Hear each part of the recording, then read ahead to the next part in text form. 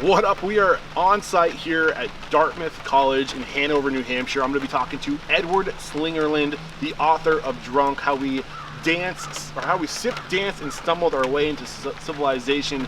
And this is a book that I honestly, it changed my life. It gave me an entirely new perspective on alcohol and my use of alcohol.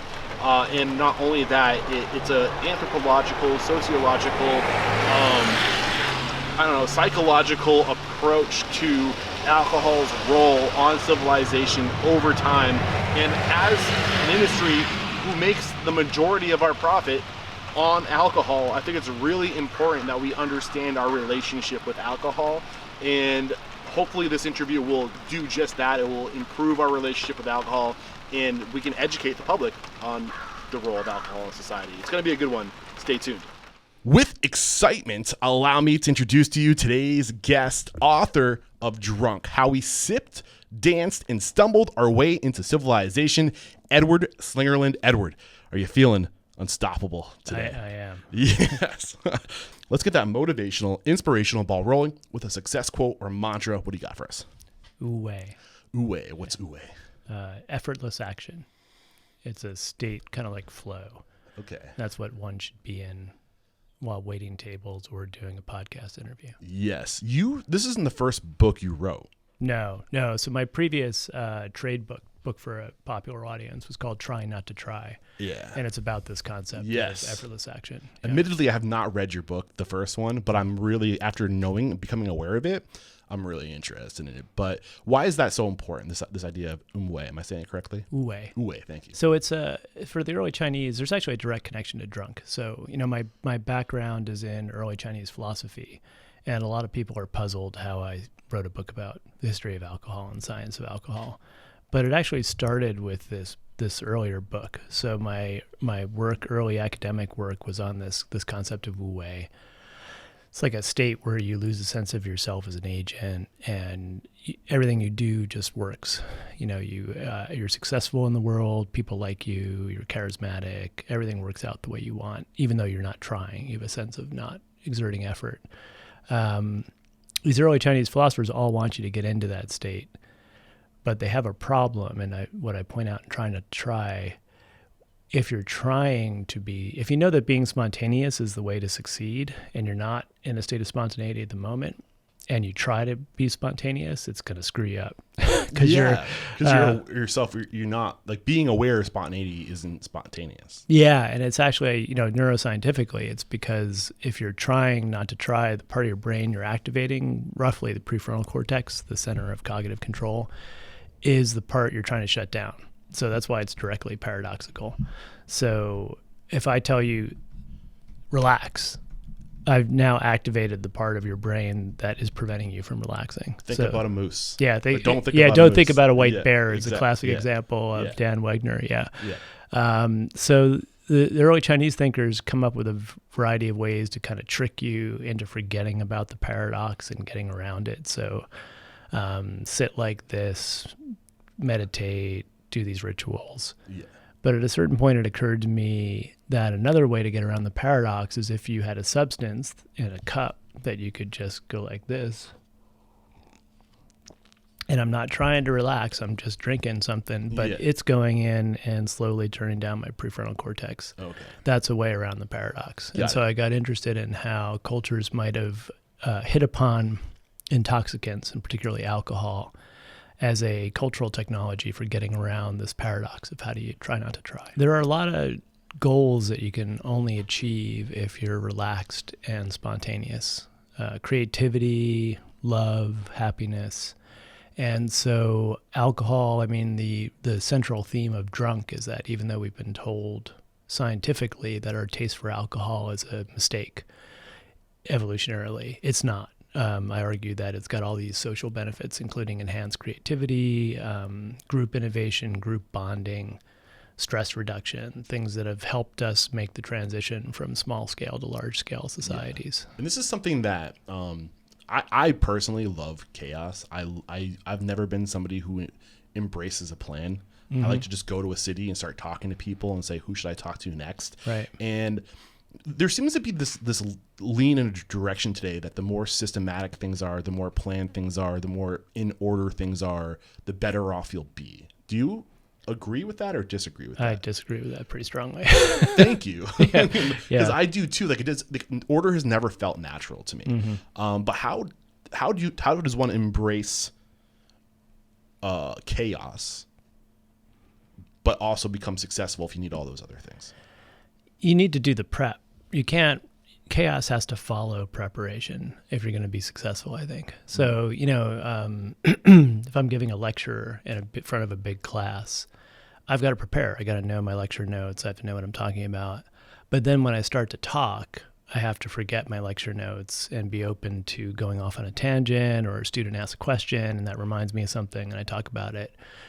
So lectures can become chaotic in a good way when there's been preparation behind them. If you get up and just start trying to talk about something you don't know anything about, it'll be a disaster. Yes. And the same thing, like going to a new city.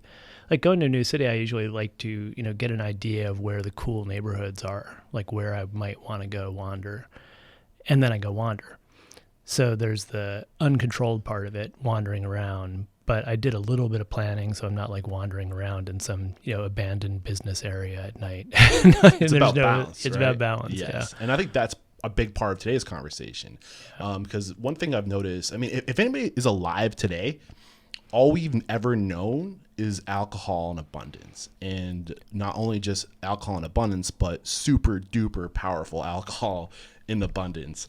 And I feel like there's this negative stereotype, probably more negative than ever before, associated with alcohol. Like almost to the point where if you're somebody who enjoys alcohol, you're almost socially looked down upon. And I feel like that's scary.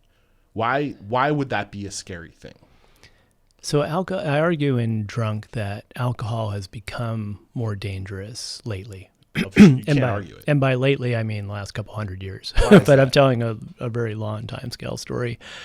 So two main factors, I call them distillation and isolation. So for most of our evolutionary history, what we've been drinking has been 2 to 3% ABV beers, and fruit wines maybe coming in a little bit stronger than that.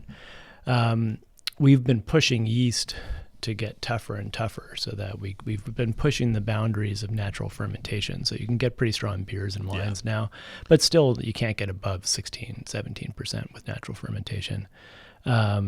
Distillation completely changes that. So once you figure out how to pull off the alcohol and concentrate it using distillation, you can get it, up into the 90s ABV. And that's just a completely different animal. It's still just ethanol, but it's in such an incredibly strong concentration. So in the book, I argue for these various benefits for alcohol. Most of the benefits you capture at about 0.08 BAC, so about 2 beers in maybe. Yeah. If you're drinking a 2 to 3% beer, you could drink that all day Yeah. and stay at 0.08. Yeah.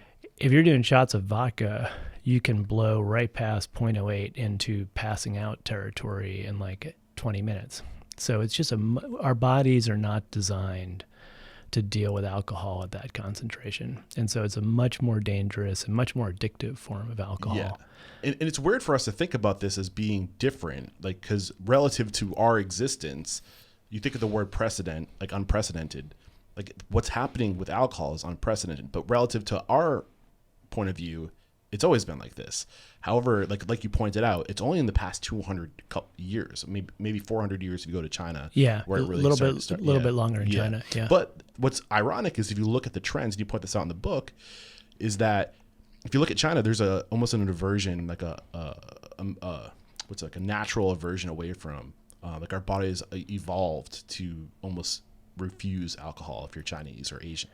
Well, there is this. So in the book, I talk about this gene complex. So if alcohol is a mistake, if our taste for it is just so, the standard story, and you'll read in a Psych 101 textbook, is why do we like to drink? Well, it makes us feel good. Okay. Well, why does it make us feel good? Well, because it's hitting this reward circuit just randomly for no good reason. That's the standard story. And if that were true, there should be a lot of pressure to evolutionarily to make us not like alcohol, because it's so costly. And we've had this taste for tens of thousands of years. And sometimes evolution can't solve a problem because the right mutation hasn't popped up. but the right mutation has popped up. So there's this set, it's actually 2 separate mutations that cause what's sometimes called the Asian flushing syndrome, because it started in probably around modern day Shanghai, beginning of rice agriculture 7 to 10,000 years ago. And it interferes with your ability to metabolize alcohol. So if you have this set of mutations, drinking alcohol doesn't make you feel good. It makes you feel really bad. You get your face flushes, you get heart palpitations. But my argument in the book is that if alcohol really were just a mistake, this gene complex should have spread everywhere, that there is alcohol, and then we'd be free of this evolutionary mistake. Which leads to the question, why isn't it a mistake? Yeah. Yeah. So what is your argument as to why, alcohol should be a part of our lives and why it is a part of our lives? Because it has these positive benefits. So it reduces stress. The crucial ones that I focus on are the enhanced creativity and enhanced group bonding. This episode brought to you by Restaurant Systems Pro.